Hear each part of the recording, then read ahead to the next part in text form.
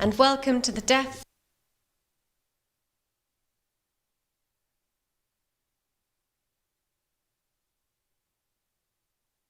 nominations here. Something that's very exciting and new that we'll be bringing here is, for the first time ever, a live announcement and a live stream, which we've never done before. And the world will be watching and seeing us through Facebook. I'm just going to do a brief brief introduction of people here today.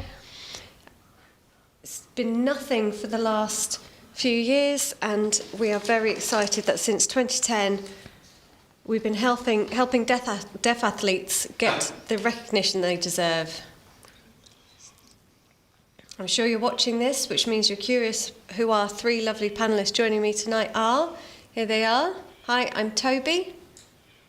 I am a real ambassador for sports and involved in Deaf UK sports.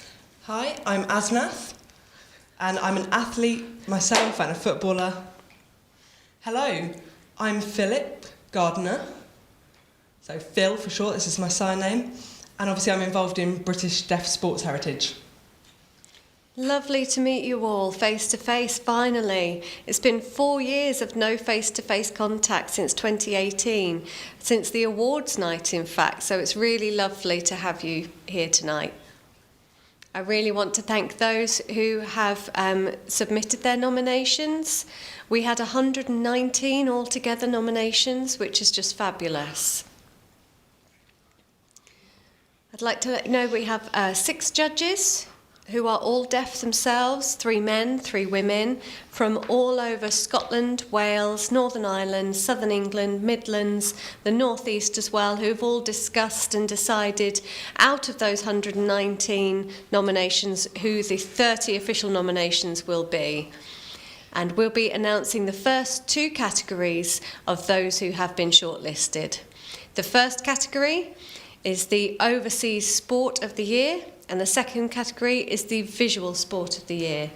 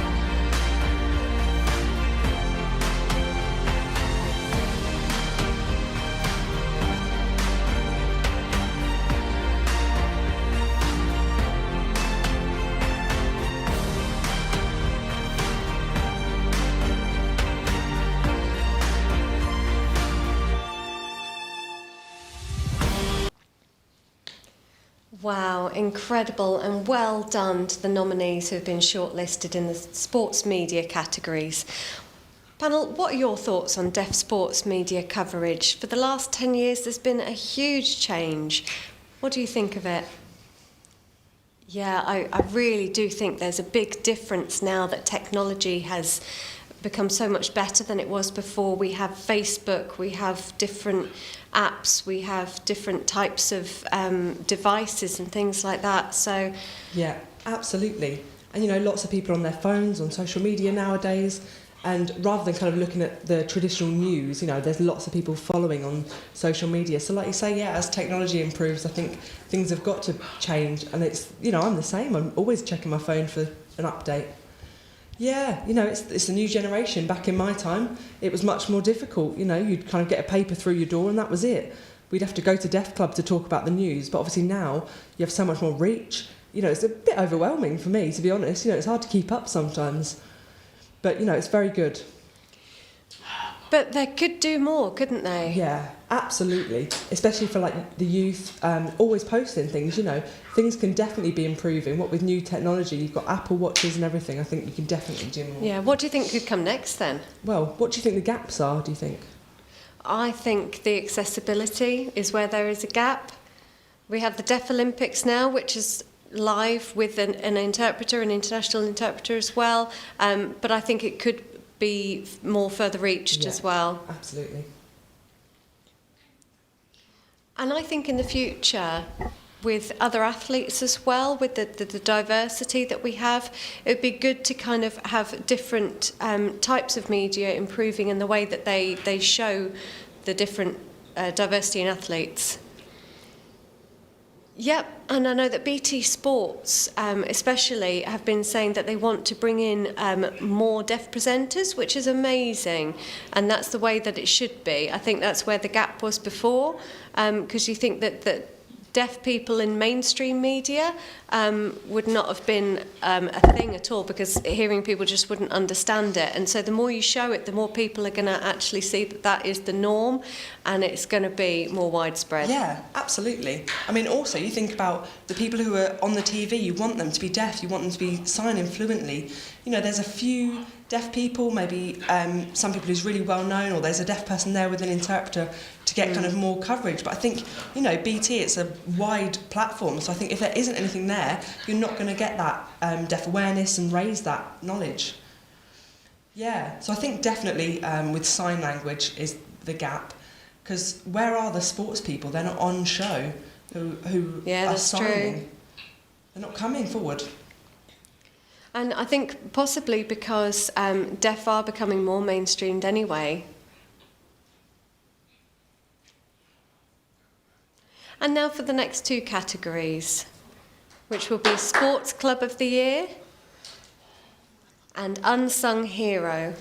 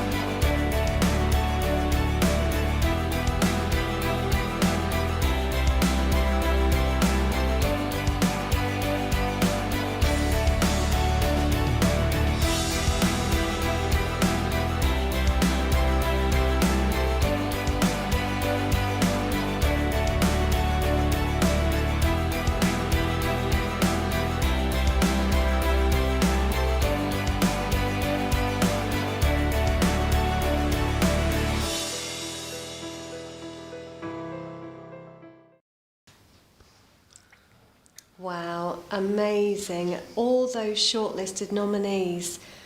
Amazing. Were there any that you were surprised to see, or any that you know well?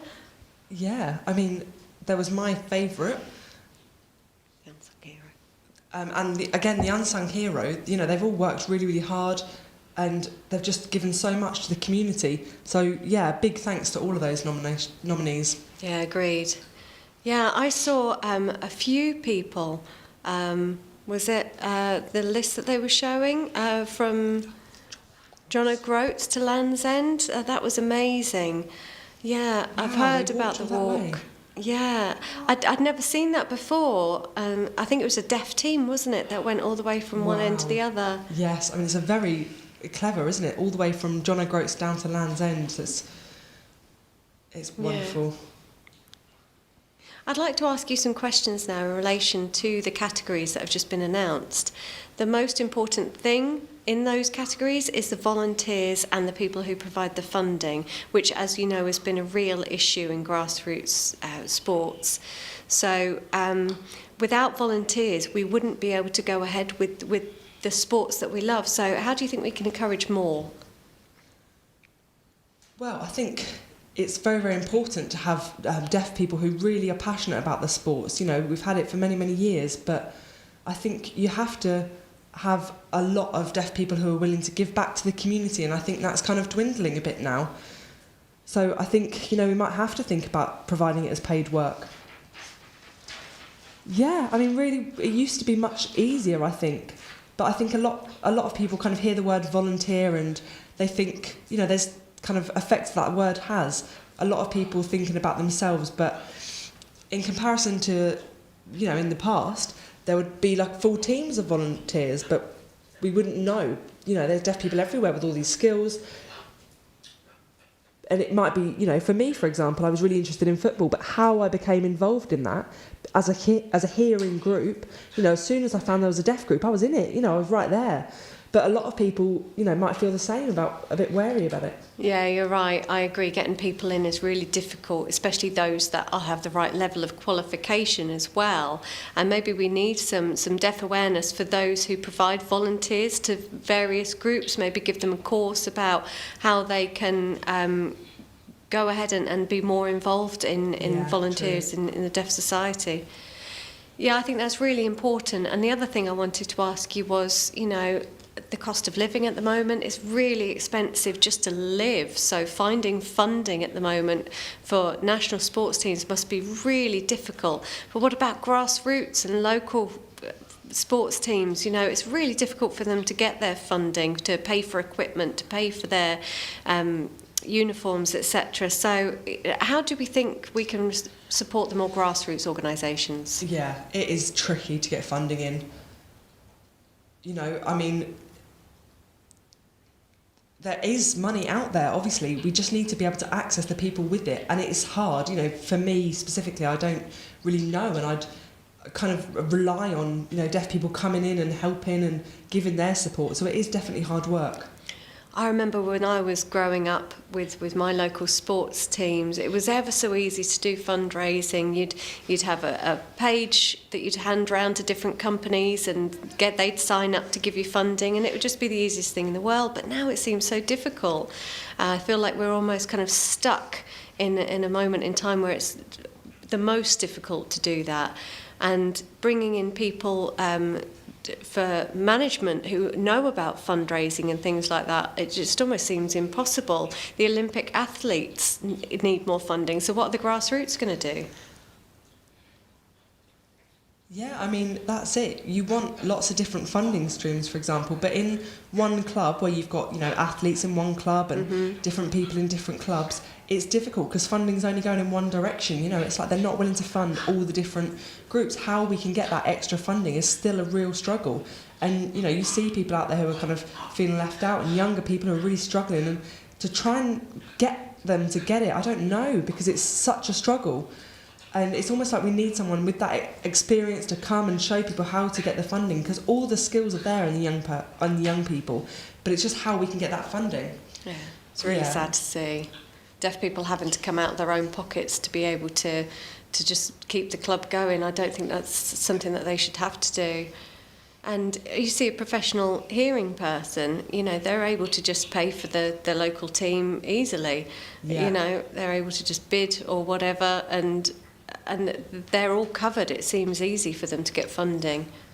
But that's it. I mean, that's why, you know, when I was an athlete, it was difficult. With football, it was easier because it was part of the FA, so I just got involved. But really, my passion is in athletics, and the funding is just not there, so I couldn't carry it on. Yeah. Thank you for your thoughts. I really appreciate it. And I understand how volunteers and fundraising is so necessary for grassroots clubs, and I just think it's such a valuable resource. I'd like to announce the next two categories now. We have the Deaf Young Sportsperson of the Year and also the Overseas Sports.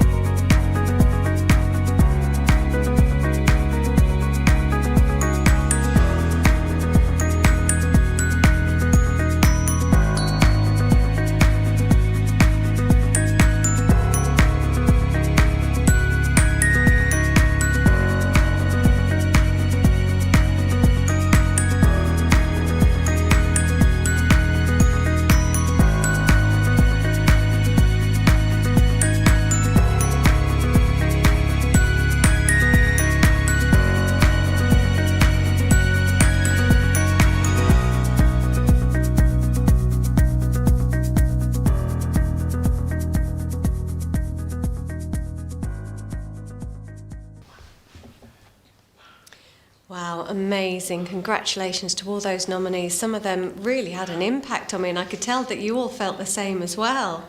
Yeah, absolutely. I mean, I was seeing new faces and I was like, whoa, hang on a minute, how do I not know about them? I'll be looking for them later to connect. There's lots of deaf athletes out there, and there's a young girl out there, I couldn't remember her name, but, we just need more of them. It's brilliant. It's just infused me today, honestly. It's made me so excited. Yeah, I agree. Yeah, it's just phenomenal, isn't it? Go on, Philip. I mean, I was amazed. The amount of people there that I didn't know. And you think, why aren't they out there? Why don't we know about them? But again, it's that accessibility, isn't it? The skills are there. There's plenty of it out there in the UK. And, I'm feeling old now, But to see the future, it's absolutely lovely. And also to see the overseas sports, those who are recognised at such high esteem for their categories. They're professional medalists, and it's something that we can aspire to as well in the UK. Yeah. Yeah, I'd like to ask you as well, there's lots of young people there in sports that are maybe in more mainstream sports and just kind of going ahead with it and don't realise that there are deaf teams out there, deaf national teams as well, and they just don't have the experience to find them, to get them involved. And how do you think we can go ahead and do that? It definitely depends on the person. They could be deaf, but they might not know about, what's out there. But, loads of people, they're getting into teams and they might not think, specifically I have to be in a deaf team because they're already in a team. They're getting on with things. So, it'd be nice for kind of people who know that there are teams out there or they know where the people are, or maybe just, people haven't mentioned it to them. I don't know. Yeah. Potentially asking UK deaf sports, creating these films, finding these young people with the skills, the people out there. Yeah, that's a really interesting thought, actually. The UK Deaf Sports have recently announced that their honorary president, who is Jodie Charleston, she is an amazing rugby player, really passionate, and really wants to enthuse younger people to get involved in deaf sports. And their aim and her aim is to go out to the more the deaf schools or even the mainstream schools and inspire young people to get more involved in sports. I absolutely love her. I tell you, she is my favourite. Oof. She is just amazing. She's so fast. But yeah, it is. It's a good response. And, knowing that there's one person there, I know there's more out there. There's already people who are really high up in athletics, but in the deaf community, they might already be in part of that hearing world, but they might not be in the deaf teams. It's hard out there. And there are, to join a deaf team who are all signing fluently, that can be a big impact. And I see these mainstream media, going out there. We want them in the team. We want that kind of feeling of like, oh, finally I'm home. And if deaf people aren't in that team, they'll carry on not knowing the teams are out there. But, I just love her. I love her. What were you going to say, Phil? But yeah, young people need more deaf role models. I think that's the thing. You need someone to look up to, need someone to know that they can achieve the same, someone high up in the sports world. Yeah, I agree. We all grew up in deaf clubs, didn't we? And we were able to see our deaf role models there. But now we were talking about most deaf people that are involved in more mainstream communities. Where are they going to find their role models? And you're right, we do need something more out there. Yeah, and how do you think we can get out there? Where can we find the young people, those who are on the computers and thinking to themselves, I'm deaf, I'm hard of hearing. What can they look for? What websites, social medias? What is out there for them? We've got the Deaf Sports Personality of the Year, which is highly recognised. But, if I'm a young person wanting to join a swimming club, where's the information for that? Yeah, thanks for that. Yeah, you were saying that as part of UK Deaf Sport, as Phil was mentioning before.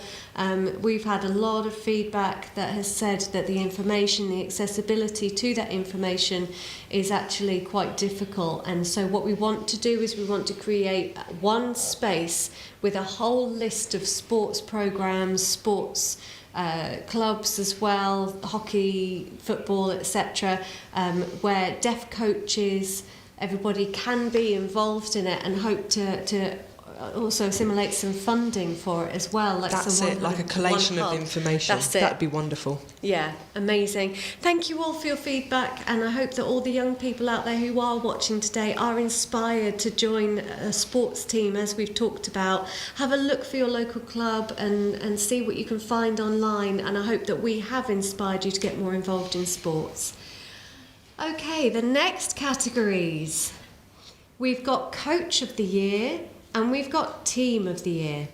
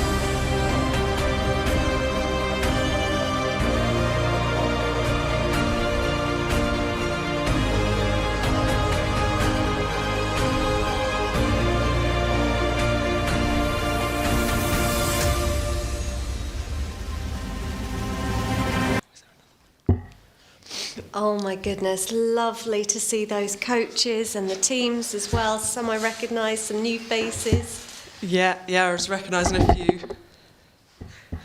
Oh, I was so happy to see the women up there, the futsal team. Oh my goodness, I was so happy. Oh, I had to hold it in. Yeah, they are amazing. I was just incredible watching their planning, getting all the funding in place and getting the deaf team together. And getting that deaf coach, it was hard, but oh my God, to see them achieve it. It's giving me goosebumps just talking about it. Me too. Whew.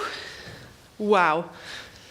You know, what a big impact for everybody out there to show that they can do it. Because some people, you know, seeing them saying, yeah, they should have a deaf coach, they should have this. But back then, you know, a while ago, they didn't have that. And obviously through the FA's organisation, they were able to talk comfortably with their coach, properly focus on their skills and, you know, not worry about, you know, communication and things. Oh, I'm just so happy for them to get through. So you feel like if somebody is a deaf coach that wants to get qualified, how do they overcome those barriers? I think, for me, I've been a deaf coach and trying to recruit people, you know, who are deaf.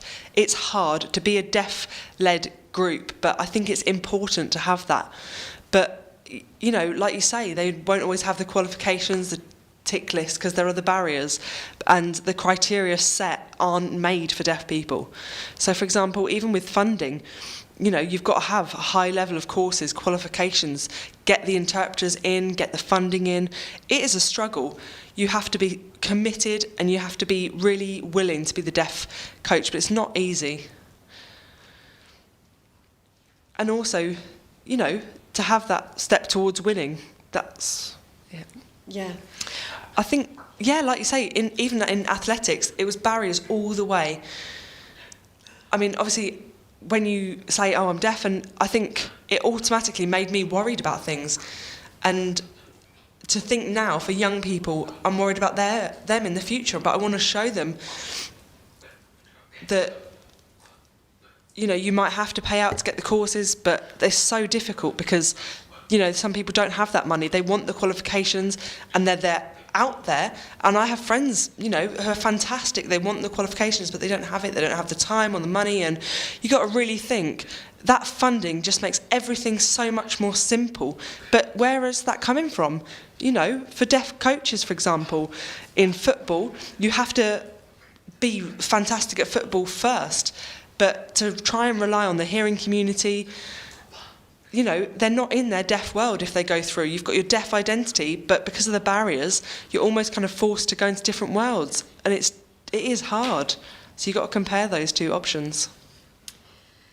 Yeah, and how do we go ahead and encourage more funding to teach deaf awareness, to make sure that we can get more deaf coaches out there? Because I'm sure if they were there, we'd know about it, surely. Yeah, and like you said with the football, to be able to achieve that coaching standard, how to show people that you're good enough, how to show the external organisations as well, you've got the skills.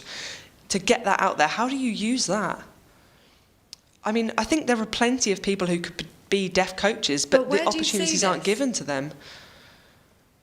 I mean, for example, you know, high-level clubs nationally, they're all hearing.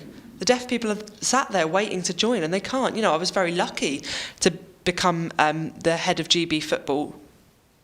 You know, it's possible, but to pass that on, you know, now I've left and other people leave and, you know, the cricket managers become hearing. You know, you've got to have all of it together, but the main thing is access, the funding, the qualifications. You know, you can't kind of buy the success. That's really true, and what an important point to make, and hopefully that is a problem that could be solved for the future.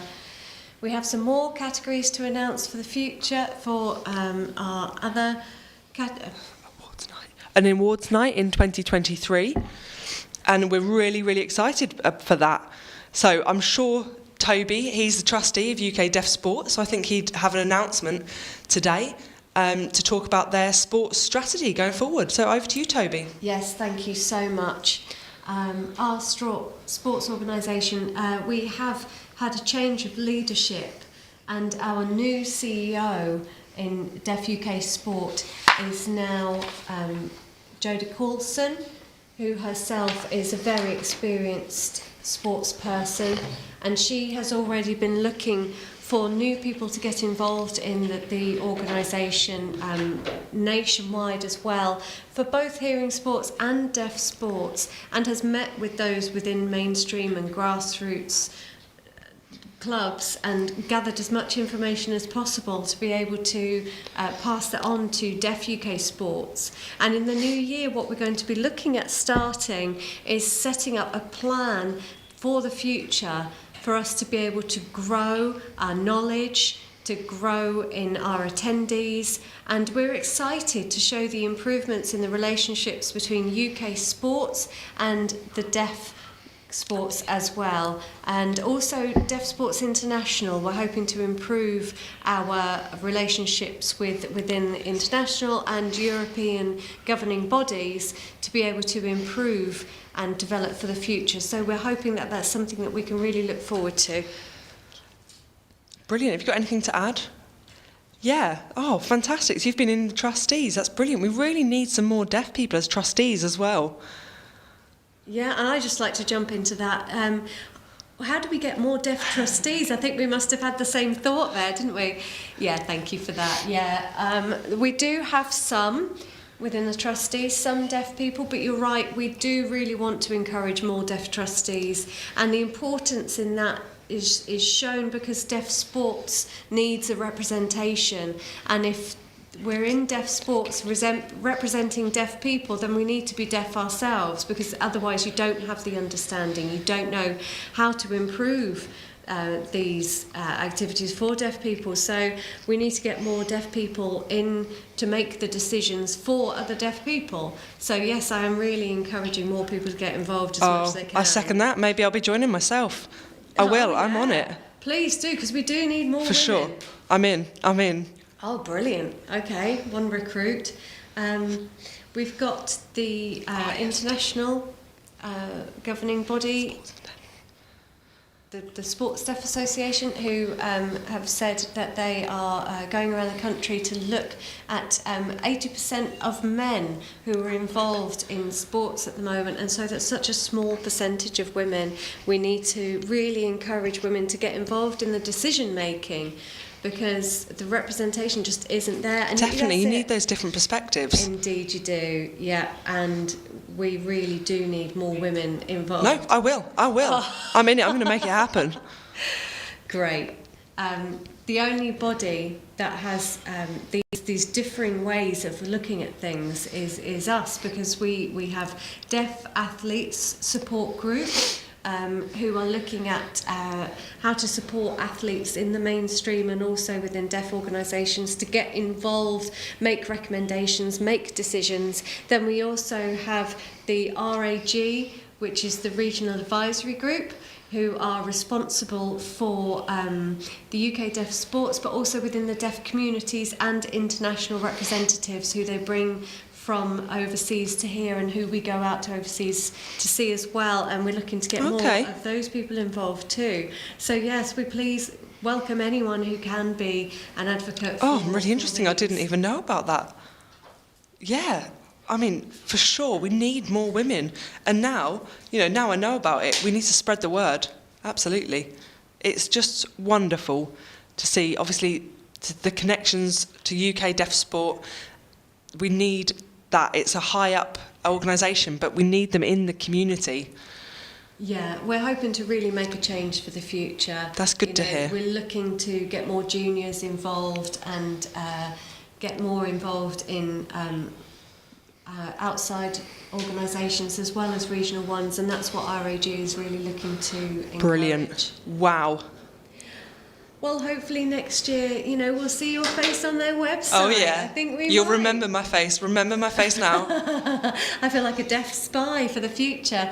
Another question that I'm wanting to ask you is, looking way into the future to 2025 when we have the Deaf Olympics, Team GB will be going and are preparing themselves now and getting their team ready now. How's that going? Yeah, unfortunately in Brazil we didn't have any athletes representing UK, or GB I should say, and so we are looking to 2025 specifically to look at how the Deaf Olympics can compare to 1924, which was 100 years ago when we were so very successful. So it's over 100 years when UK Deaf Sport is wanting to make that comparison and think about how we can start to prepare now and how we can get those deaf representatives over there. Oh, I've got my fingers crossed. I mean, it's going to have such an impact. We need everyone's training now, everyone's preparing, and like you say, you know, football can get through the funding's a difficulty, and you have to cancel because of it, and it means for the team who put in all that effort, you know, they're just let down. So I think we need to think forward for the future. You don't want that impact, and people are nervous about what's going to happen. It might be off-putting, but you know, there's a few years. We have to make sure we're preparing. We have to get ready for the next few years and make that smooth, whether it's through funding or anything, I don't know. And like you said, in Brazil, it was disappointing. It was the first time that GB had no representation since 1924. Until then, that was the first time. And, you know, France got through. But, I mean, for me, personally, I kind of share the disappointment. I feel like UK sports should have been kind of thinking about things like that, should have got in the funding for the deaf teams. You know, it's so tough. And to take on that responsibility that, you know, it needs to be done. You need to recruit skilled people and make sure it's running smoothly. But obviously, you know, at that time, where there was a shortage of athletes, it was difficult to get into the sport. And so I think it is time for a change. Yeah, and one thing I'd like to add to that as well, thinking about it, you know, we do have sports people and different championships going on. It's not just the Deaf Olympics that we should be focused on. So sports people should be going to those different events as well and getting representatives out there and giving more of a chance to people than just the Olympics, the Deaf Olympics. So I think if we had the Deaf Olympics based here, that would be a wonderful opportunity. God, absolutely. Why not? Because we haven't held it, I don't it's think, ever. When was the never last been time? here. I don't think we ever have. Yes, it's always been in different countries. So I think if we could prove to our UK athletes that we can do it, I think that would be a really good first step to take. That would be amazing, and it really would show the world that we can do it here. We'd have to get plenty of volunteers involved, we'd have to be completely committed to it, and I'm sure there'd be plenty of interest from UK Deaf Sport, and you'd be able to find people online. I'm absolutely convinced of it. I'd like to pass on now to Phil Gardner, who has been a representative of UK Deaf Sport for such a long time. Please tell us, Phil, more about it. Yes, so I've been involved in British Deaf Sports Heritage for a while, and I've been a committee on the UK Deaf Sports, and so I've had my replacement for UK Deaf Sport, and now I get to focus on British Deaf Sports Heritage, which is really about the history of British deaf sports and how it feels for sports deaf people in England. They don't get enough recognition, enough praise for what they do.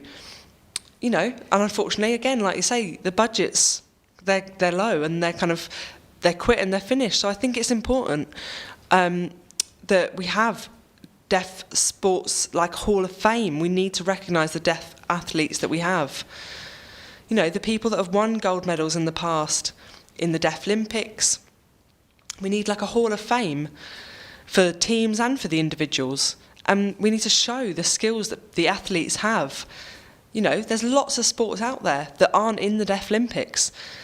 And, you know, there's already only a few out there, but I think we're going to be launching soon for different nominations.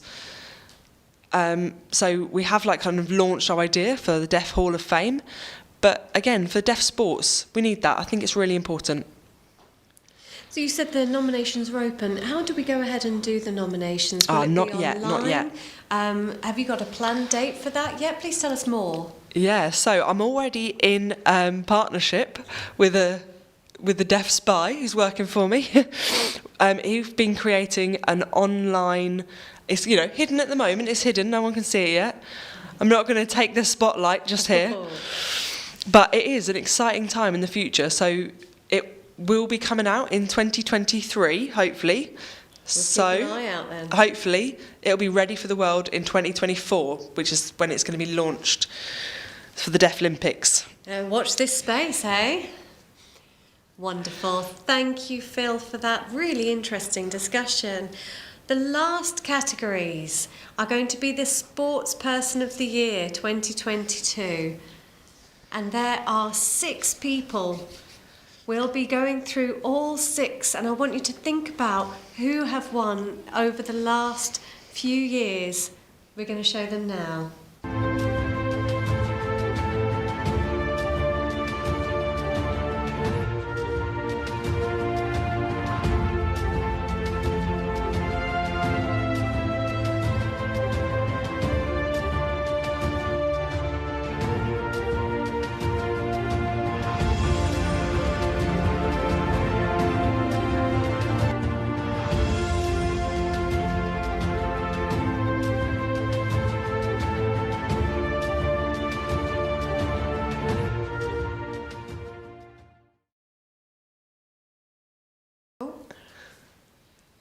Oh, wonderful. Oh, that brings such lovely memories for me.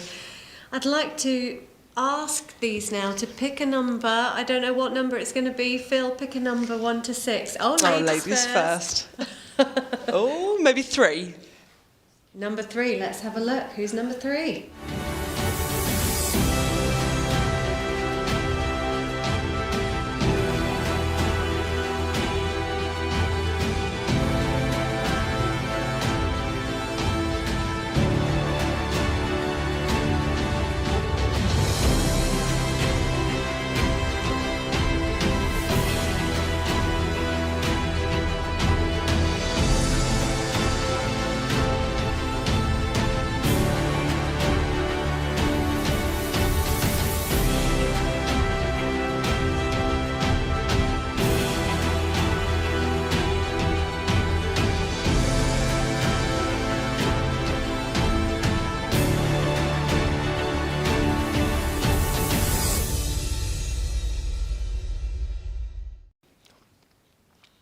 Brilliant. And the next number, who's going to be the next to pick it? Oh, number 5. Let's have a look.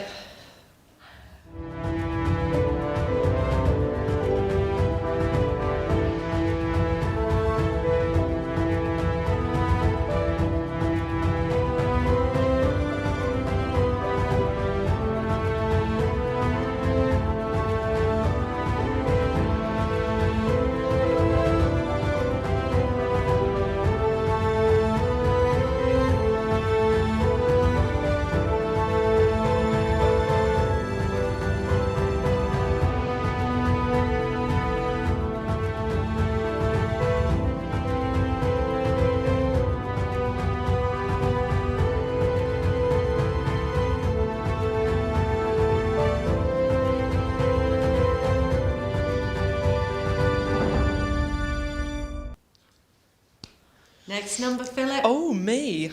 Okay, number 4.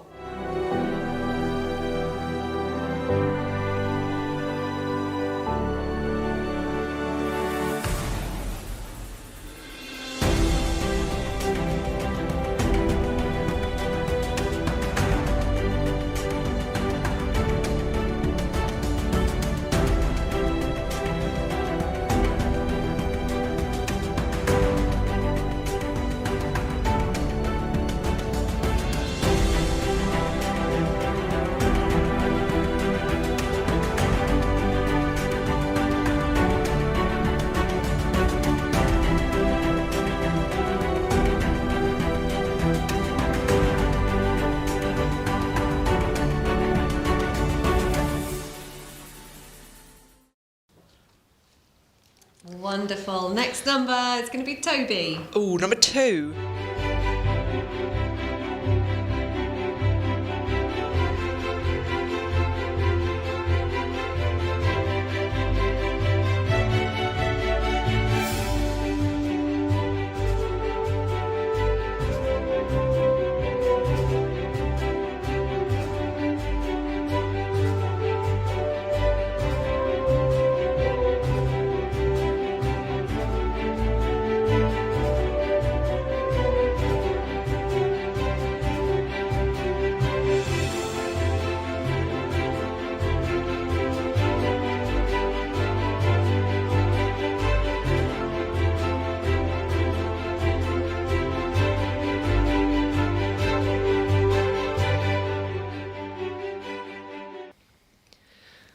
Okay, we have 2 numbers left. Oh, me. 1 and 6. I'm going Number with you, 6.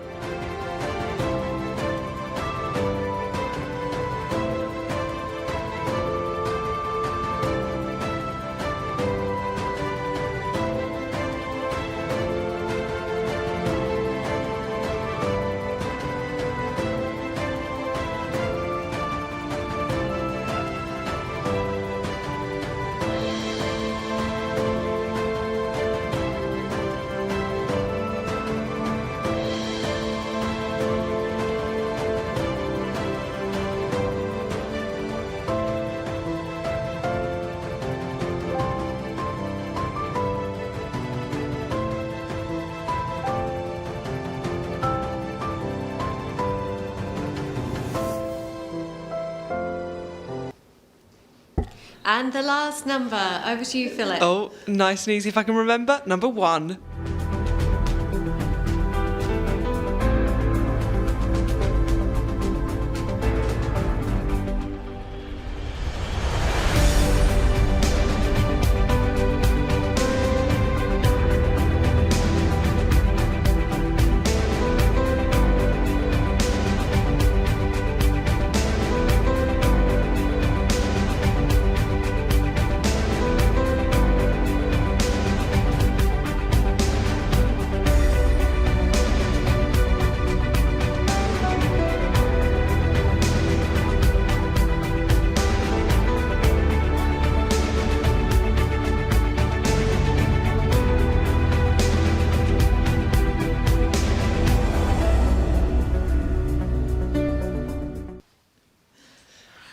My goodness, how wonderful to see those 6 nominated for all their achievements 2021 and 2022. Really phenomenal. I want to say thank you to the national judges across the UK who had to make that very tough decision of those 6. And I think we all have our own views, but what are you going to vote for? Tomorrow evening at midnight, the 12th of December, voting opens, which means that 1 minute past midnight you will be able to start voting, and the vote will close on New Year's Eve just before midnight, so you can celebrate with your vote. Remember, you can vote online via our website, or you can go via social media. It's completely your vote, and those votes will be counted as a 40% of the voting in total. So you do have quite a large influence. And the nominations will be announced in spring 2023 at our awards night. The date and the venue of these will be announced in the new year. It's been wonderful coming here to Cambridgeshire Deaf Association, and I really do appreciate all of those who've watched and been involved. Please watch it again and share it. And thank you to, again, the Cambridgeshire Deaf Association for having it all set up here beautifully. Thanks, last of all, to the panel who have been just fabulous. But a massive thank you to Richard and Jackie Harrison, who have done everything to prepare for this evening. Good luck to all those who are shortlisted. Don't forget to vote within the next few months. Bye everybody, Happy New Year and a Happy Christmas. Bye-bye. Bye.